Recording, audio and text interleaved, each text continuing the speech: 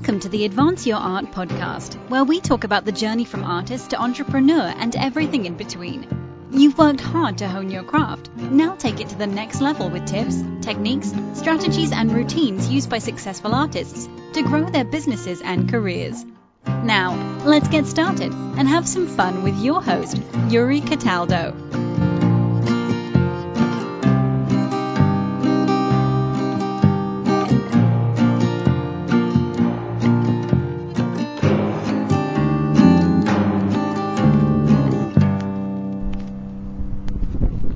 Hello, podcast listeners, and welcome to a very special 100th episode of Advance Your Art. And today, I am with my very special guest and friend, Rachel Cossar, who you have listened to before sometime April. When was that? When did I interview you last? May? No. I think it was earlier than that. March? It was like February. February. It was cold. Yeah, it was like February. It was cold. Yeah. So she has graciously agreed, we're actually not going to stop the recording, has agreed to do my very first live and in-person interview. So I've never done actually one of these. So, and we are sitting on the balcony of her beautiful apartment overlooking Boston drinking wine. So cheers. Cheers. Thank you. So today we're going to do a quick reflection on the last 100 episodes, and it's mostly going to be me asking Rachel a bunch of questions, because that's what this whole podcast was about. So it's been 2 years, a little over 2 years, since I first started this project that was an offshoot of my job at Emerson College. And actually I had started a year before that, so this has actually been in the work for 3 years. I was just too terrified to release any episodes until a year later. So what was this? That'd be 2015 I started working on this and interviewed a few of my friends. And if you listen to like episode 1 or episode 2, I'm absolutely terrified. I think my voice is shaking through part of those. And so a lot has changed since then. Look at you now, you're doing one live. I know, live in person. It's fantastic. Although live and in person would be exactly the same thing. Not necessarily. That's true. Facebook Live. Yes, true. Facebook Live doesn't always happen in person. You're right. All right, excellent. Okay, so let's jump in where we left off. So where we last left chatting with Rachel, she had started a business. So Rachel, it's now been, let's say 6 months, give or take, from the last time we talked to you. Yep. 6 months, 7 months, why not? Yeah. Okay, so how has the last 6 months been treating you in small business world? So it's been amazing. It's really been incredible. I think the last time we spoke, I was working full-time at Harvard and also trying to run this business. Yes. Since then, I have left Harvard. I've moved to a different job with New England Conservatory, but I negotiated a very flexible schedule and a reduced hour schedule per week, so I still have something relatively stable that I can count on, that keeps me in the workforce and gives me a playground, if you will, of trying out some of these theories that I'm employing in my business. Yeah. But then pause for 1 second. Yeah. On that one. Okay, so because this is going to lead into a few of our questions. Yeah. We also have questions from listeners here. So, but this is the one that comes up a lot with people. So, a lot of entrepreneurs, artists, doesn't matter who, decide that they need to quit their job before they start something on the side. Yeah. So you're someone who is working full-time-ish? Pretty close to full-time? I mean, it's considered full-time, but it's 4 days a week, and Okay, but you're like 40 hours. Right, okay. 32. All right, so 32 Makes hours. a difference. That's true. Gives me a lot more time. It does. Okay, there's an extra 8 hours in there. Okay, but close though. So close to full-time work and doing it on the side. Mm-hmm. So do you now, in the last 6 months, think that is helping or hindering your business? So, it really depends. This is one of my favorite questions. So we're starting off strong. For me personally, I know myself and I know what I'm like when I don't have something to ground me, and the only thing I have to occupy my time are the things that I want to happen faster. Okay. So there's a sales cycle with this business that is slower than I would like. That being said, there are certain things that I can't control that are just going to be that way, you know? And so, I think for me it's helpful to have this employment that is stable, both in terms of income, both in terms of being part of a broader social network, having a structure to my day that I don't have to create relentlessly every single day, which is what you would have to do, or what I would have to do if I didn't have this job. And then of course I have benefits and I have income, right? So, so for me it's worth it. Are there opportunities that come up for Choreography for Business that I have to say no to because of NEC? Every now and then, yes. However, I've been very open with my employer at NEC that I have this business on the side, and so that, you know, the knowledge that every now and then I may have to take a day at NEC or move that free 8 hours around in the week is understood. Oh, that's great. So they're very flexible on your time and schedule? Yeah. I mean, it was very clear. It was interesting. It was an interesting negotiation experience because, you know, I wouldn't say that I'm a great negotiator. Like, that's not one of my skill sets that I would identify with. That being said, you know, when I was interviewing for this job and we were talking about me potentially taking the offer, I was ready to walk away if the only offer on the table was this is a 9 to 5 Monday through Friday, and that is it. Right.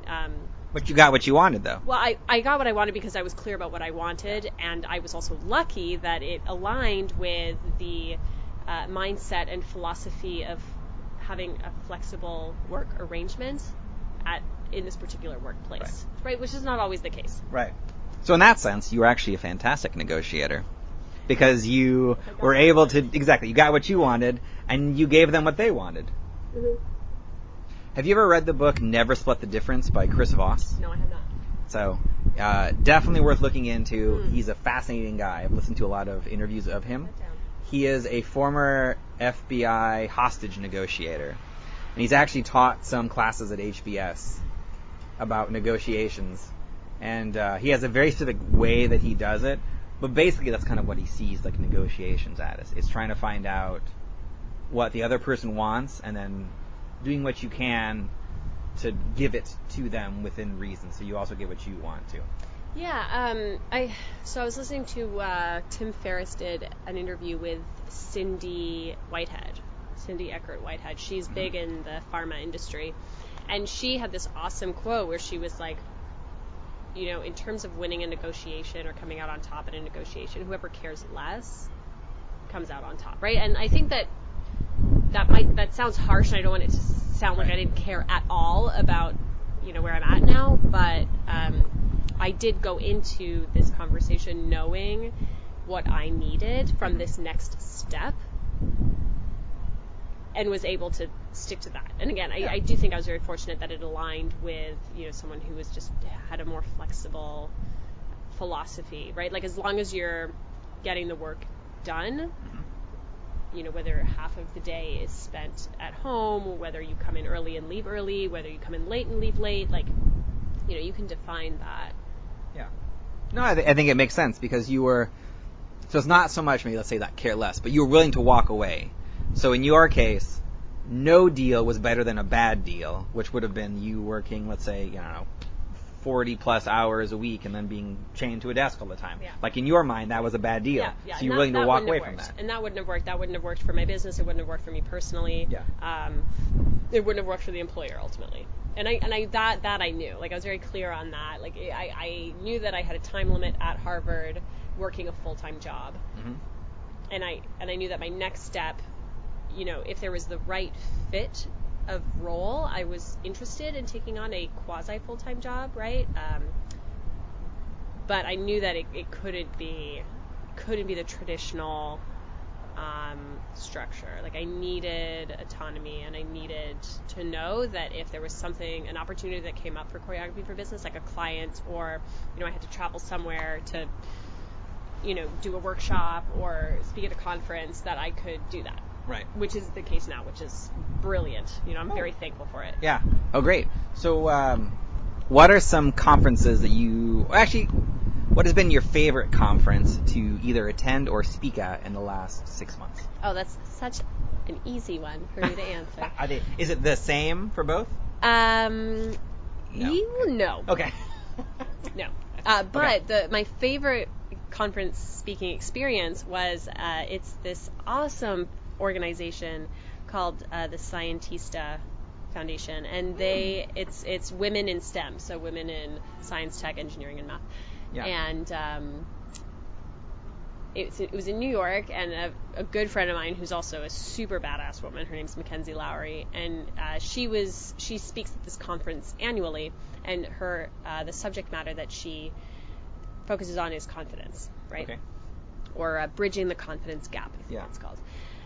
And we were talking before this conference, or symposium, I guess is what it's called, and she was like, "Oh, I'm presenting on this," and she's like, "I'd love to help you out." And I'm like, "Well, if you're ever interested in collaborating on something, I think there's so much that we can do to make ourselves feel more confident if we bring our physical selves to the table." Mm-hmm.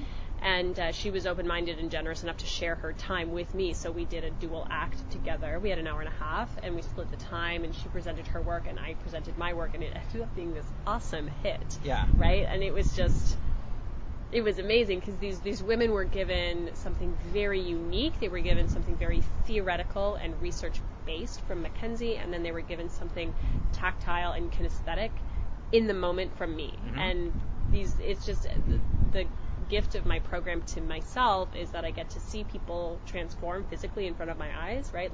They start, they're slightly closed, they're apprehensive, and all of that is read so clearly in their body language. And then by the end of it, they're open, and they're kind of almost like that moment in Beauty and the Beast where the Beast realizes he has hands, like human hands, right? He transforms, and it's kind of like that moment. It's just so magical. So that was definitely my most favorite conference that I spoke at. Mm-hmm.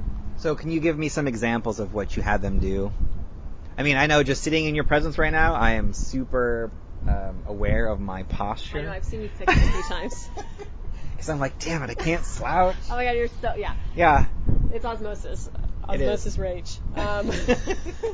So, yeah, let's see. Well, what I do when I have a limited amount of time, which is usually the case when I'm doing either a breakout session or keynote at a conference, I usually have about 45 minutes. Mm-hmm. And I always start with a very quick warm-up, right? So we just to kind of get people accustomed to this physical component that we're going to address, right? I don't want to spend the first 20 minutes talking at them. So right from the get-go, I get everyone up on their feet. We move stuff around. We start doing, it's a very basic warm-up, but it's very effective because it really allows you to drop your cognition into your body, right? So we do a warm-up, and then I help them build a proper posture, right? And so unfortunately, there are all these misconceptions over what good posture actually means for you as an individual, right? And because we're so different, I find the more effective way of sharing or teaching proper posture to a group is to use analogies, right? So we create this kind of what I call a foundation or a neutral posture, right? Okay. So it's not it's just you. Like, this is me in this space now, and we go from the ground up, and you can be confident that in employing this posture that we've just worked our way through, you're not being overly aggressive, but you're definitely not being timid or lacking in a forward energy, right? If that makes sense. And so that's what I do with them. And the other thing that I do that I find very effective is that whoever, if I'm working with an assistant or an associate or a partner, they will take a picture at the beginning of the session when I'm talking to them before we've even started using our bodies. And then we'll take a picture again after, once I've created or gone through this postural exercise with them, and the difference is insane. Oh, wow. Yeah, it starts and people are closed, people are leaning back, people are, closing in on themselves, trying to cover as much as possible, trying to protect, right? Still all this protective stuff. Mm-hmm. By the end of it, they're completely empowered physically, and it's so simple and subtle, and it's nothing crazy, but it makes a huge difference. Oh, wow. Yeah. Do you have any videos online that go through this process? That's kind of a project.